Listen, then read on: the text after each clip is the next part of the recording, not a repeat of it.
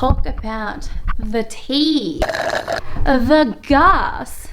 Oop. Today we're going to be talking about the lowdown on pharmacy. We're talking about saturation. We're talking about career pathways. We're talking about salaries. We're going to talk about pros and cons about pharmacy. So if you're somebody who is here because you want to know the dish about the pharmacy, then you found the right place. Hey guys, if you're new here, I'm Lisa. I used to be a pharmacist. I am not a pharmacist anymore. So you have to understand that my perspective is obviously going to bring in somewhat of a negative perspective just because I personally hated pharmacy.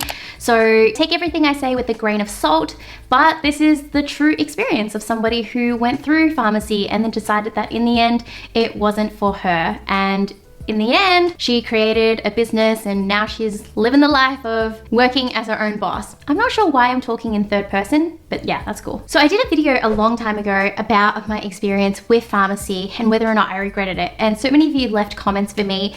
So I'm gonna basically use this video as a way to respond to a few of those comments. And I'm also gonna chuck in timestamps for you so you can skip through the different chapters. Let's start off talking about how to get into pharmacy and what's the pathway there. So I live in Australia, and in Australia, the path into pharmacy is actually very straightforward. You finish your high school and you get a certificate from that. And if you achieve a certain score, usually the expectation for us is 95 and above ATA to get into pharmacy school, which means that you can get into pharmacy school directly. There are several pharmacy schools in Australia now, and in particular with Melbourne, when I was studying pharmacy, there was really only Monash University that served that particular course. But since then, there have been a whole array of other pharmacy schools that have opened up, which I'll pop up on screen for you. And I think because of this, it's sort of driven the requirements to get into pharmacy school to be lower. When I was in pharmacy at the time, all the way back in 2009, so we're talking, you know, over 10 years ago, even though the requirement was 95 ATA and above, the talk around the house was that you needed to get an ATA of 98 just because it was so competitive. But by the time I got into pharmacy school, I realized that one of the people in my cohort only achieved a 90 to get into the same pharmacy course as I did. That was when there was only one pharmacy school at the time. Now the fact that there are more pharmacy schools around sort of drives down that competition because there are more spots available for students, which again drives down the requirements that are needed to get into pharmacy school. I'm gonna drink this tea because it's gonna get thirsty in here. However, there are indirect ways to get into pharmacy as well. So, for example, if you're somebody who isn't sure whether or not you want to go into pharmacy, you want to leave other options open, you are absolutely more than welcome to go and do a bachelor's degree, perhaps a bachelor's in science, a bachelor's in biomed. There are an array of different pathways for you to get into pharmacy. It doesn't even have to be science related. Like you could be doing arts, for example, and head into pharmacy that way. Now that you've got into pharmacy school, what is pharmacy school actually like? So my course was 4 years long, including a 1-year internship. Let's start off with the 4 years. So I found that in the first 2 years, the content was quite dry. And that's because we spent a lot of time building the foundational knowledge that was required for the later years in pharmacy where things get more interesting and more applicable to real life. So for example, in the first year, I just remember learning a lot about biochemical structures, you know, chemistry, basic biology. And I personally hadn't done biology when I was in year 11 and year 12. So I actually had to learn it all from scratch when I was in first year. So that was really good in terms of catching up with everybody else. But essentially, you don't really learn about your more pharmacy specific things, your real world pharmacy knowledge until years 3 to 4. I found that in years 3 to 4, things got more and more interesting because we started to learn about diseases. We started to learn about the medications that are used to treat those diseases. We started to learn about the soft skills of pharmacy. So how to teach people about using their medications, how to communicate with other people, how to troubleshoot when certain situations came up, what to do if a patient was in danger. So all of that became a lot more intuitive and tangible, just because you could see yourself doing a lot of this stuff in real life. Then came the internship. So my internship was basically full-time work, plus you had a couple of exams that you needed to do that you had to study for. The end of year exam was essentially the exam that would make you qualified to be a pharmacist. So it was a really intense year, actually. Intense, but also not intense at the same time. I did find that you learn so much through the actual work experience itself that a lot of the information just comes to you rather naturally. Whereas I think when you're sitting down at a desk studying the information, you're not utilizing it in its practical sense, and so therefore it can make things harder to remember. So what I found was I actually learned the bulk of my knowledge while I was at work. My pharmacist would often let me study as well, which was really nice of her. Like, she'd give me 1 or 2 hours, especially in the lead up to exams, just to go into the back room, revise everything.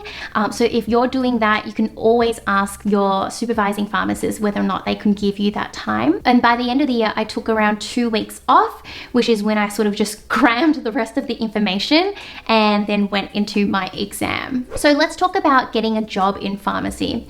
For us, it's standard practice for basically any pharmacy student to get a job in a pharmacy while they're studying. This is great because while your course is very academic, I think having that real life experience on the side can really show you whether or not this is the right path for you. For some reason, I enjoyed working more than I did studying pharmacy, like especially in those first 1 or 2 years. But even then I didn't love it. And I'll talk to you more about that later when we talk about saturation and stuff. So I personally worked at 2 to 3 pharmacies overall in my whole time throughout the first year through to the 4th year of pharmacy. And through rotating through those 3 different pharmacies, I was also able to meet quite a number of pharmacists and build connections inside the industry, which leads me onto my next point. Let's talk a little bit more about internships. So basically with Monash University, where I went to uni, you had to find your own internship. So it gets pretty competitive because you're competing with how many other people in your year level applying for the same sort of pharmacies or hospital pharmacies. A lot of people try to go for hospital pharmacy. I think it's sort of like the, like the holy grail. It's the one that you want to be doing. I think it's like slightly more prestigious because there are less spots. I think the opportunities are more interesting. And yeah, I think it's just scarce in that sense. There are heaps of community pharmacies around, but there are not as many hospital pharmacies. So if you're going to want to aim for a hospital pharmacy, it's going to be more competitive than it is for a retail pharmacy. I did apply for a hospital role, but I totally flunked out of that interview. Long story short, the person didn't like me because I had a previous experience with her. She blamed me for something that was not my fault, but it's all good. Like, I didn't want to do hospital pharmacy anyway. No, but seriously, I actually wasn't sure if I wanted to do hospital pharmacy or not. And I just kind of took it as a sign that if I didn't get in, it was okay. And I was destined to do community pharmacy, which I think worked out well anyway. So when it came to community pharmacy, you can basically apply for whichever pharmacies are out there. I applied to a pharmacy called Quality Pharmacy. They were a chain, but I had a couple of connections with, some pharmacists who were working inside that chain. And so I thought to myself, well, I get along really well with these pharmacists. I should probably just try and apply for this one. And my tip here is do not undermine the power of having connections in any field, really. I think because I came through with my application, and I'm sure the people inside HR asked the people that I knew what they thought of me. With their good reference, I was probably able to make a good first impression rather than just some random on just a piece of paper with a name and last name. So for my particular role, I beat out 80 other applicants, which is absolutely crazy. And it's not just to say that connections is the only thing. I absolutely worked hard for that interview as well. So let's talk about the interview. So this is all I really remember from the interview. So essentially they asked me information about myself, your more generic questions, what are your strengths and your weaknesses, but also they gave me more technical knowledge that I had to demonstrate as well. So they gave me a couple of medications and they told me to counsel a patient as if that patient was right in front of me. And so I remember feeling super lucky because this one medication that I had, which was to strengthen bones, that particular one I had only studied the night before. So I was like, thank goodness I came through, and it made me look like I knew what I was doing, which I was at the time. time, but I knew that if I had the interview a day earlier, I probably would have had a different type of response. A good tip there is if you don't know a piece of information, as with anything in pharmacy, do not pretend like you know it because you could be risking somebody's life. Just say, I'm not too sure about this. I'm gonna go and cite my book or have a look at my reference. And I think anyone can understand that because there's just so many drugs out there that they don't expect you to remember absolutely everything. So long as your character does the right thing in that particular situation, then you're good. So it's exciting. I've passed my exams and I am now a fully fledged pharmacist. Naturally, you would expect that you would take on a job at the pharmacy where you did your internship. And if that is the case, that is freaking awesome. And that's what happened for me. But not everyone gets that opportunity. And so I think it's really important during your internship year that you do showcase a really good skill set and you do work hard and, you know, respect the older pharmacists and do the right thing essentially so that you keep that opportunity open for yourself. So unfortunately, in my quality pharmacy group, we had 8 interns and I believe only 3 or 4 of us were kept. So yeah, that's just something to remember. Let's talk about pay. So I was super lucky because when I started out, I worked for this company which actually paid their pharmacists pretty well for a starting base rate. So I earned $28 per hour. But remember that this is all the way back in 2015, so over 5 years ago. So with inflation, this is expected to go up. But I also contact some of my friends and just write down some updated numbers here for you. I had great hours as well. So I worked from 10 to 6, which was perfect for me because I loved to sleep in and I liked the idea of going home at 6 o'clock after the peak hour traffic from that 5 to 6 p.m. zone was mostly gone. More importantly, I only worked 3 days a week as well, which perfectly suited me because I wanted to do my own tutoring business on the side. And, you know, I've talked about that on the channel before, so I'll link that for you. But yeah, I was essentially making, let's see, 28 times 3 times 7.5. I was essentially making $630 each week, and then I would probably tutor outside of that, which would mean that I can't remember how many students and how much I charged at that time, but we're just gonna say around $800. So that led me to earn around $1,450 each week. So although I was very lucky with my starting base salary, I know not everyone was, which is what we're going to talk about next in saturation. I think from the comments that I'm reading, it seems as though saturation is an issue that's happening all across the world. Saturation for us in this particular Australian industry is happening for a couple of reasons. One, there are more and more pharmacy students coming through than ever because of the increased pharmacy schools, which means that there are more pharmacists graduating. And with more pharmacists graduating, it means that there's more competition. It means that pharmacies are able to pay people less in order to secure a pharmacist. The second reason is we have a pharmacy here called Chemist Warehouse. No surprise there, you probably heard of it, but they've just done, you know, respectfully from a business point of view, they've done an amazing job at just creating a monopoly over pharmacy. They have dirt cheap medications and it's completely understandable why people would go to Chemist Warehouse to get their meds.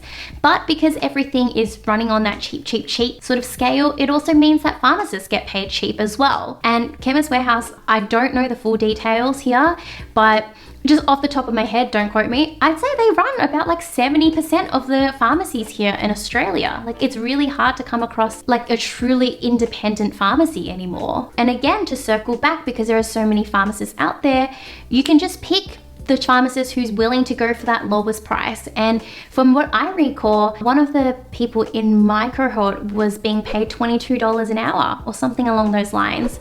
So I think in terms of career prospects, this is something for you to think about as well, and something that really turned me personally off pharmacy. So I went into pharmacy because of my Asian parents, because they believed that it was a prestigious career, which it still is, absolutely, but also that there would be stability in the job and that it was a well-paying job. And while it is not a unwell-paying job, I think in terms of your ability to grow your pay over the years really has fallen down. I mean, if I was a pharmacy owner, why would I pay a pharmacist who has 30 years experience $60 an hour when I could pay somebody who has 5 years experience and pay them maybe only $28 an hour. I'm not saying that all pharmacy owners think like this, of course, and of course the person who has more expertise is going to be more valued in different ways, but it's something that I'm sure pharmacy owners think about, you know, and especially when it comes to your cheap chain pharmacies, it's not about the service, it's not about necessarily knowledge, it's about how many scripts can you get down per day, get them done as fast as possible. So you're kind of like a machine in some sense. So that saturation and the idea of my future pay rate and just where I thought I'd be going with that just wasn't attractive for me. I knew that I wanted more. I wanted to be more successful than what I saw was available to me as a pharmacist. I think this is a good segue to move into more cons of pharmacy. Don't worry, we'll talk about the pros afterwards. So another big con I remember about pharmacy is just the pharmacy politics. I hated it. So I think this happens with basically many of the pharmacies, and you can understand why, but it's essentially like a hierarchical system you've got in pharmacies. You've got your pharmacy assistants, you've got your pharmacy technicians, and then you've got your pharmacists. And it's a hierarchy because with each level comes with more, I suppose, qualifications, but also knowledge, but also responsibility as well. And I think because of that, and because of the fact that in pharmacy it's just a high churn industry, I think it's a recipe for gossip, it's a recipe for people treating each other poorly, people getting annoyed at each other. And also the other thing is, you know, because you're in this sort of weird dynamic where you've got a retail system, like you've got your, is my cat in here? You've got this weird dynamic where you've got the pharmacy, which is the health service, but then you've also got the retail side of things. And that's a weird ass mix because often you'll find that pharmacy assistants, sometimes they just want to work over here, or sometimes they only want to work over here. And they sort of designate themselves sections inside the pharmacy. And so if one girl is working in the pharmacy side of things and she's behind the counter, but there's a patient over here wanting to pay, and suddenly the other girl's gone for some reason, maybe she's serving another customer, this girl will just stand here and she won't go and help because she's like, oh no, that's the other girl's job. It's just, yeah, it's just dumb shit like that. Have you guys experienced this? Please let me know. Like I know I'm not the only one. Okay, let's talk about the pros of pharmacy now. I don't want to go too long about the cons because again, my experience is subjective and I'm completely aware of that. Let me tell you about some of the pros that I have from pharmacy. The first thing is that there's no doubt you can get flexibility and stability when it comes to pharmacy. Often said that it's a great career for females, especially if you want to get pregnant and if you want to take time off. When you come back, things pretty much just pick up where you left them. If you're somebody who wants to run your side hustle during the day and you want to work at nighttime or on the weekends like I did at some point, you can totally do that as well. So I think pharmacy is that really affords a great lifestyle for pharmacists. The second thing is that pharmacy is a really small world. The longer you work in pharmacy, the more pharmacists and pharmacy assistants and pharmacy techs you'll meet. And I think everyone does get along really well for the majority of time. Some of my best friends have actually come from pharmacy. And while basically none of us are in pharmacy anymore, we still keep in contact. And I think that's the main thing I've taken away from my pharmacy experience. It's that you get to meet these amazing people who have a love for health, have a love for science, and have a love for just, I think, communication and chatting because, yeah, I think as a pharmacist, there is a lot of this that goes on, especially with counseling and meeting new people. So what are the career pathways once you do become a pharmacist? You know, not everybody wants to stay in hospital pharmacy forever. Not everyone wants to stay in retail pharmacy forever. Where can you go? If you're in retail pharmacy, a really obvious choice is to start owning your own business. That's a whole other thing in itself. And I have a friend of mine who actually did open his own pharmacy and he runs a really tiny shop, which is super cute, but he serves mostly nursing home patients. And so he works there 9 to 5, Monday to Saturday, closes on Sunday, and then he has the rest of his life outside of that. And that's what works for him. That's what he has found he has really enjoyed. Otherwise, regardless of whether you're in hospital or community, you could go on to work in industry, so pharmaceutical companies. You could do that either as a health expert, as somebody who works in the labs, as a pharmacy rep. There are actually so many options out there for people that they're just not aware about. Otherwise, you could even go into the government. So you could go help make policies, you can go help with data reporting. From what I see, my cohort is that a lot of people have moved on to do other things, which I'll put on screen. I'll stalk their LinkedIn and tell you what they're doing. Otherwise, if you find that pharmacy is just not right for you, you can just move on, and that is okay. I think that's probably one thing that I see a lot in my comments, a lot of people being anxious, being nervous, and being unsure about, you know, what if this isn't right for me? And let me tell you, I did pharmacy for like bloody 6 years before I quit. So if I can move on from it and I'm loving life now, you don't need to worry. Like, you'll find your way, and everyone has to walk their own pathway to find out what's right for them. So I also stalked a few people who went to my uni and see what they're doing now. But I know some people who have left and moved into corporate.